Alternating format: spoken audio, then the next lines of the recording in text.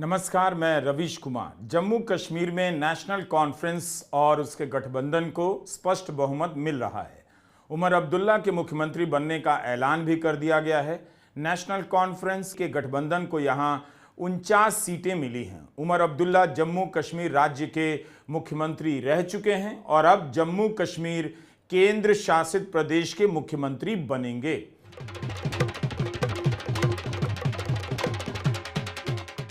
धारा 370 के हटने के बाद जम्मू कश्मीर में यह पहला चुनाव था।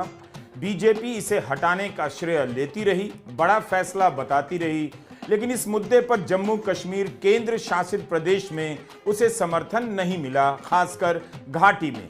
बार बार जोर देना जरूरी है कि जम्मू कश्मीर एक केंद्र शासित प्रदेश है। मोदी सरकार ने राज्य का दर्जा बहाल करने का आश्वासन तो दिया था, मगर कब बहाल होगा किसी को पता नहीं। क्या इस चुनाव के बाद राज्य का दर्जा बहाल होगा? याद रखना चाहिए कि जम्मू कश्मीर में 10 साल बाद चुनाव हुए। क्यों हुए? क्योंकि सुप्रीम कोर्ट ने सितंबर तक चुनाव कराने के आदेश दिए थे। अगर कोर्ट का फैसला नहीं आया होता तो क्या चुनाव होता भी?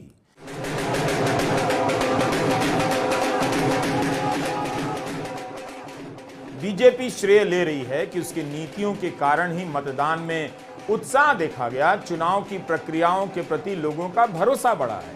लेकिन उसके प्रति घाटी में भरोसा क्यों नहीं बढ़ा? मतदान तो खूब हुआ है, लेकिन लोगों ने बीजेपी को समर्थन क्यों नहीं दिया? बीजेपी यही कहती रही कि धारा 370 का हटना जम्मू कश्मीर के हित के लिए बहुत जरूरी है, लेकिन जनता ने इस तर्क को सही नहीं माना। धारा 370 को आप 100 बार अनुच्छेद 370 कहें, यही सही भी है, लेकिन इसकी ब्रांडिंग धारा 370 की हो चुकी है।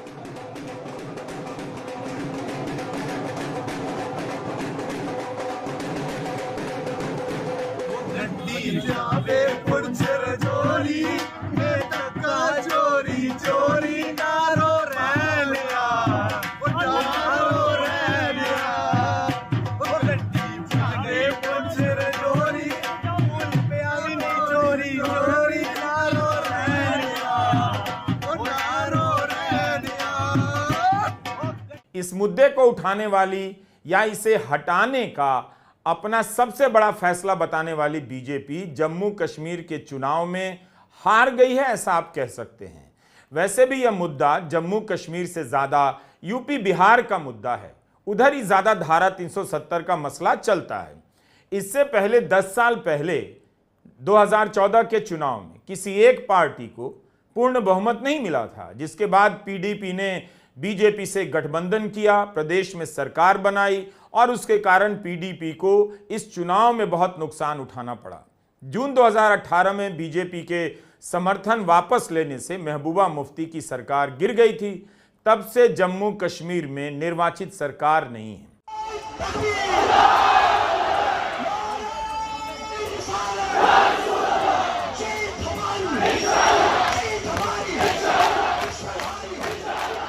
उमर अब्दुल्ला गांदरबल और बडगाम दोनों ही सीटों पर आगे चल रहे हैं। उनके ही जीतने की संभावना है।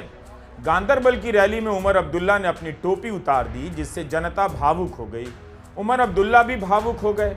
उन्होंने कहा, मेरी दस्तार, मेरी इज्जत, मेरी टोपी आपके हाथ में है। जनता ने उन्हें निराश नहीं किया, जबकि लोकसभा में उमर अब्दुल्ला बारामूला से चुनाव हार गए थे। उमर अब्दुल्ला के अगले मुख्यमंत्री होने की घोषणा कर दी गई है।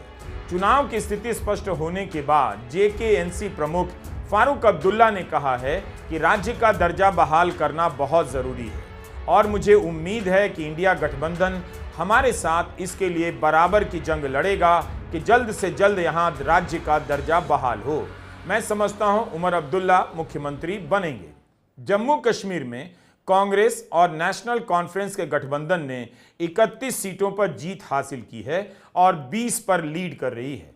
बीजेपी ने 90 में से 18 सीटें जीती हैं, 10 पर लीड कर रही है। नेशनल कॉन्फ्रेंस ने जम्मू में अच्छा किया है, 8 सीटें जीत ली हैं। बारामूला में बीजेपी के जावेद हुसैन बेग का जीतना बड़ी घटना है, 11,000 वोटों से जीते हैं। लेकिन बीजेपी के प्रदेश अध्यक्ष रविंद्र रैना नौशेरा की सीट से हार गए। नेशनल कॉन्फ्रेंस के उम्मीदवार सुरिंदर कुमार चौधरी ने उन्हें हरा दिया। अनंतनाग और राजौरी की सीट पर कांग्रेस को जीत मिली है। महराज मलिक आम आदमी पार्टी के टिकट पर डोडा से जीते हैं। उन्होंने भाजपा के जीएस राणा को 4,500 से अधिक वोटों से हरा दिया। हार के बाद बीजेपी के अध्यक्ष ने इस्तीफा दे दिया। इसी के साथ आम आदमी पार्टी ने 5वें राज्य में अपना खाता खोल लिया। सीपीएम नेता एमवाई तारिगामी ने कुलगाम की सीट जीत ली है। वे 5वीं बार इस सीट से जीते हैं। 2014 में भाजपा को जम्मू इलाके में सभी सीटें मिल गई थीं। उस समय बीजेपी और पीडीपी ने एक साथ मिलकर सरकार बनाई थी। 10 साल बाद बीजेपी ने जम्मू इलाके में अपनी मौजूदगी बनाए रखी और इस बार 29 सीटों पर जीत हासिल कर रही है। लेकिन जम्मू में पार्टी के प्रदर्शन पर बीजेपी नेता जी किशन रेड्डी ने कहा है, अभी तक किसी भी पार्टी को स्पष्ट बहुमत नहीं है। जम्मू कश्मीर में हमारी पार्टी के इतिहास में अब तक की सबसे अधिक सीटें हमारे पास हैं। कांग्रेस की तुलना में जम्मू क्षेत्र में हमारी सफलता दर बहुत बेहतर है। अब जम्मू कांग्रेस मुक्त हो गया है। उन्होंने जम्मू में केवल 1 सीटें जीती हैं। हम 68% की स्ट्राइक रेट के साथ 29 सीटों पर आगे चल रहे हैं। चुनाव के रिजल्ट्स के आधार पर अभी थोड़ा क्लियर मेजॉरिटी कोई पार्टी नहीं है। अभी हम चाहते थे एक स्टेबल गवर्नमेंट हो, एक परिवार मुक्त गवर्नमेंट हो, भ्रष्टाचार मुक्त गवर्नमेंट हो, एक विकास युक्त गवर्नमेंट हो। हम बहुत प्रयास किया है। मगर आज मैं कह सकता हूं, जो भारतीय जनता पार्टी पहली बार जम्मू कश्मीर हिस्ट्री में सबसे ज्यादा सीट्स हासिल किया है। जम्मू में कांग्रेस का प्रदर्शन अपने सबसे खराब स्तर पर रहा है। 29 में से कांग्रेस का मात्र 1 उम्मीदवार जीता। सभी प्रमुख नेता और 2 कार्यकारी अध्यक्ष चुनाव हार गए। जम्मू इलाके में कांग्रेस सिर्फ राजौरी की सीट पर जीत पाई। 2014 में 5 सीटों पर जीती थी। कांग्रेस के इफ्तिखार अहमद ने बीजेपी के विबोध गुप्ता को 1400 वोटों के अंतर से हरा दिया। कांग्रेस के लिए जम्मू में प्रदर्शन बहुत खराब रहा है। 2014 में कांग्रेस को पूरे जम्मू कश्मीर में 12 सीटें मिली थीं। इस बार कांग्रेस को कुल 6 सीटें मिल पाई हैं। वोट प्रतिशत भी 18 से घटकर 12% पर आ गया है। यानी हरियाणा की तरह कांग्रेस को जम्मू कश्मीर में कुछ खास नहीं मिला। दूसरी पार्टी जिनका प्रदर्शन काफी खराब रहा है वो है पीडीपी। महबूबा मुफ्ती की पीडीपी 4 सीटों पर आगे चल रही थी। पीडीपी की इल्तिजाम मुफ्ती इस चुनाव में हार गई हैं। अपने पहले ही चुनाव में बिजबेहारा की सीट से वे हार गईं। नेशनल कॉन्फ्रेंस के बशीर अहमद ने उन्हें 9,770 वोटों से हरा दिया। इल्तिजा ने कहा है कि उनकी पार्टी के खराब प्रदर्शन की वजह यह है कि लोग समझ गए थे कि इस वक्त पार्टी सबसे कमजोर है। पीडीपी के लिए यह अब तक का सबसे खराब प्रदर्शन बताया जा रहा है। 1999 में इस पार्टी का गठन हुआ। इसके बाद से पहली बार पार्टी इस कदर हारी है। महबूबा मुफ्ती ने कहा है, हम सकारात्मक विपक्ष की भूमिका अदा करेंगे। निर्दलीय और छोटी पार्टियां 7 सीटों पर आगे हैं। जब तक हम इस वीडियो को रिकॉर्ड कर रहे थे, लानगेट सीट से इंजीनियर राशिद के भाई खुर्शीद अहमद शेख चुनाव जीत गए हैं। लोकसभा चुनाव में इंजीनियर राशिद ने फारूक अब्दुल्ला और सज्जाद लोन दोनों को हरा दिया। 2019 से वे जेल में बंद हैं। खुर्शीद शेख ने अपने भाई की सीट पर चुनाव लड़ा और 2800 वोटों से जीत गए। नेशनल कॉन्फ्रेंस की जीत के बाद फारूक अब्दुल्ला ने कहा है कि 10 वर्षों के बाद लोगों ने यह जनादेश हमें दिया। अब यहां पर पुलिस राज नहीं, लोगों का राज चलेगा। हम बेकसूरों को जेल से बाहर निकालेंगे। मीडिया के पास आजादी होगी। हमें हिंदुओं और मुसलमानों के बीच विश्वास पैदा करना है। मुझे उम्मीद है कि इंडिया गठबंधन के साथ ही कश्मीर को फिर से राज्य का दर्जा दिलाने की लड़ाई में हमारा साथ देंगे। अब सबसे बड़ा सवाल यह है कि जम्मू कश्मीर में चुनाव तो हो गया, राज्य का दर्जा कब वापस मिलेगा? उमर अब्दुल्ला ने राज्य का दर्जा लौटाने की मांग की है।